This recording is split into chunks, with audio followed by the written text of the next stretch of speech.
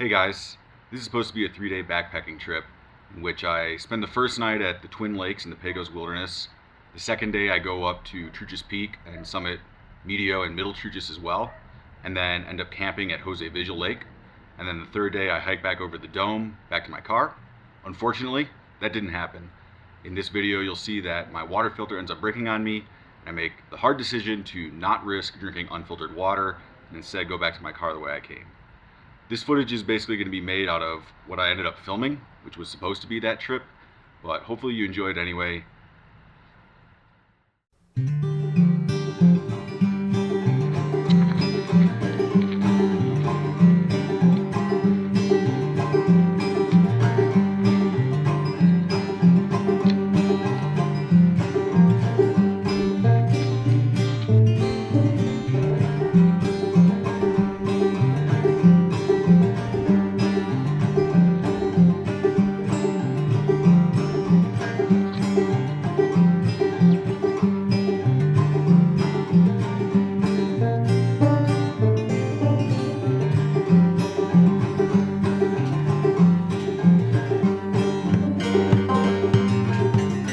Hi everyone, this is Nate with One Man's Odyssey.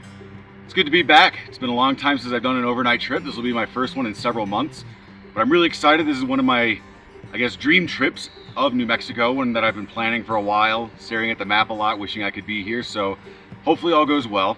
I'm on the western edge of the Pecos Wilderness right now. Started at the Borrego Mesa trailhead, and I'm following the Rio Medio Trail down to the Rio Medio, which you might hear in the background. And I'm going to follow that up to basically one of its sources, which is a pair of unnamed lakes that colloquially are referred to as Twin Lakes. So let's get on with the hike. I think it's going to be a good one.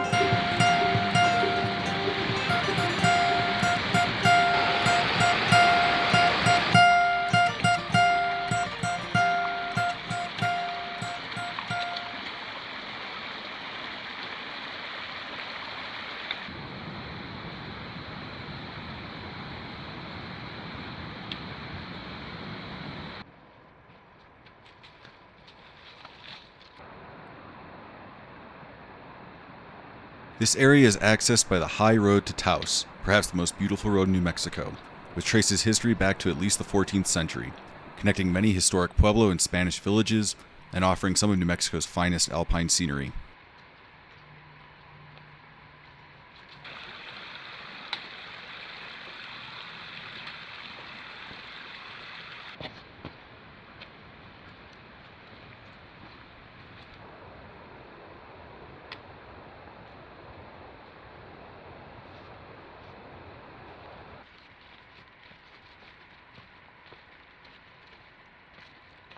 Well, this trail has not been exactly how I expected it to be. I thought it was going to really hug the river the whole way. That's what the map online showed.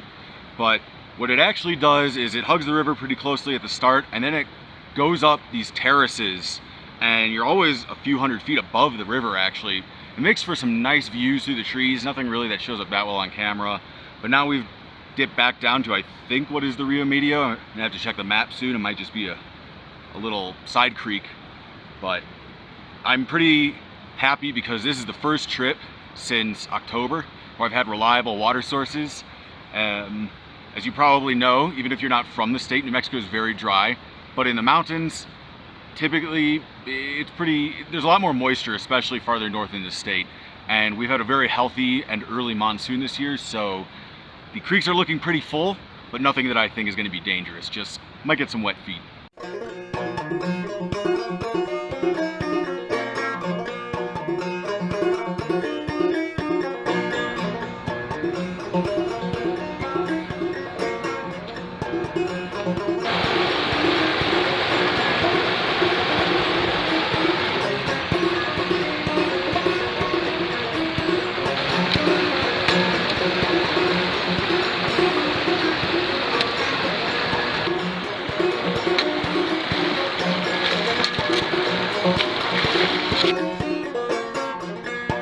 I'm at the intersection of the Capuline Trail and the Rio Medio Trail, and conditions got pretty crazy. There was, I think what was the trail was actually completely flooded with water, and so I kind of had to force myself through some brush. Some of it was tamped down. I don't know if that was bears or horses or what, cows maybe, but yeah, the trail got really weird around here. Time to head on.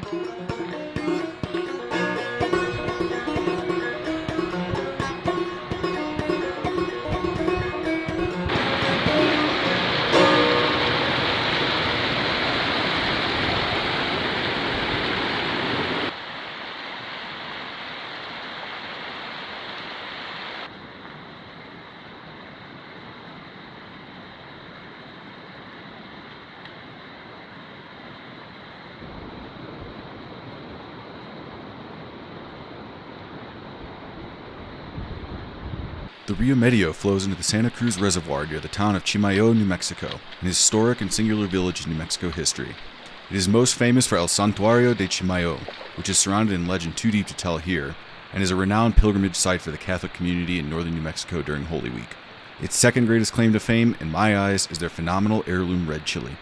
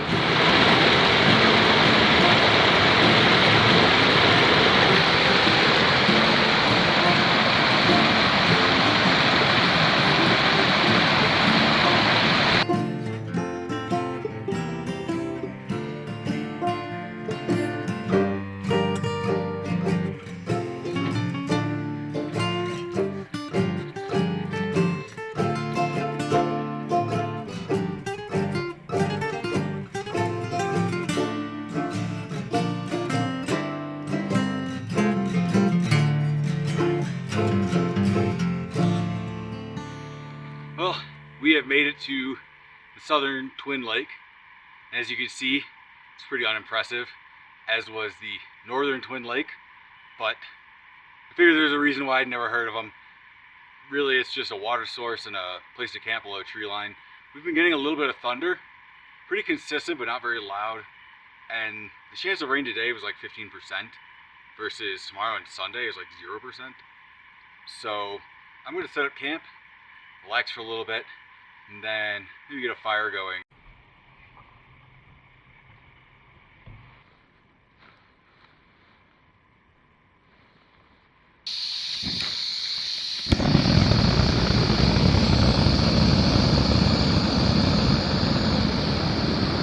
Today was actually not bad, considering that one, I haven't done an overnight in so long.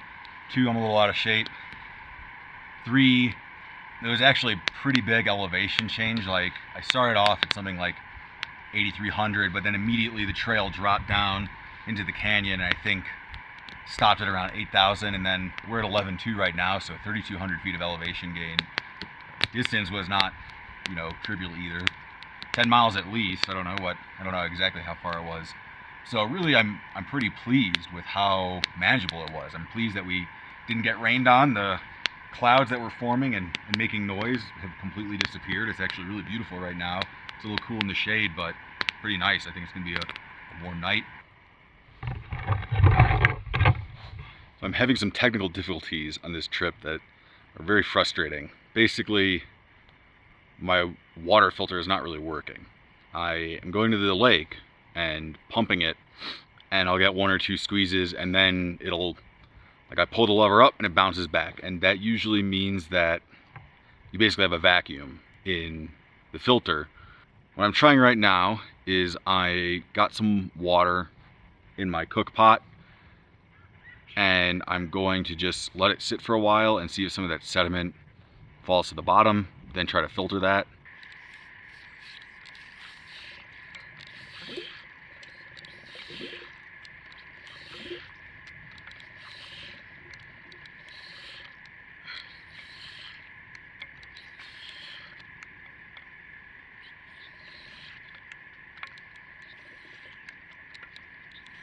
All right, well, bad news.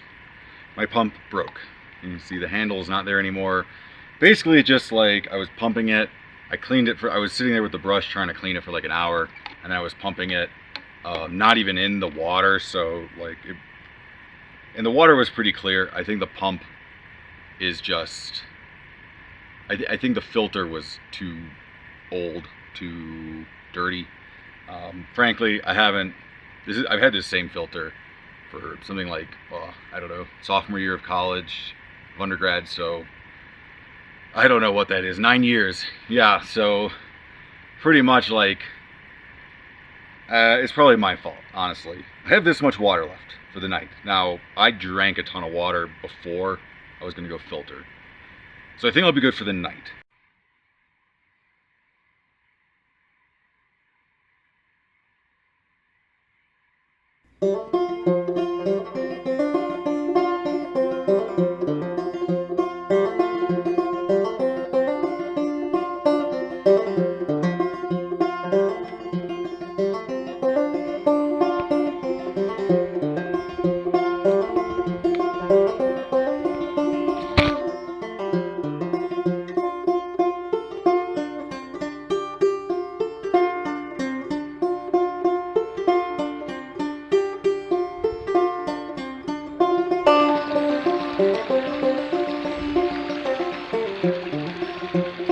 I made it to the water source, which is about a half mile and 250 vertical feet below where I camped. After sleeping on it, I don't think I'm gonna risk it. You know, it'd be a very long day with a lot of elevation change if I were to summit Truchas, then come back and go back to my car. It'd be something like, at this point, it's probably about 2,500 feet to the Truchas summit, probably about 3 miles. And then after I got to Truchas, it'd be about 7,000 feet of elevation loss, and let's call it 10 miles, or more actually, like 11, back to my car. And then at the very end, you have about a 800-foot climb. So it'd be a pretty unpleasant, roughly 17-mile day with a pack on at elevation. And then there's always the risk, like if I drink the water and it makes me sick, then I've got that to deal with. And I don't think that would happen. I think that's pretty low probability, but you know, if I got sick, things would go really wrong. So because of that, I decided, basically I'm just gonna bail out. It's unfortunate. Truchas Peak will be there. The wilderness will always be here. It certainly stinks to have to cut the trip short because of an equipment failure. Anyway, I'm gonna take care of that, and you know, it's the same way back, so unless I see something interesting, I probably won't film. And take care.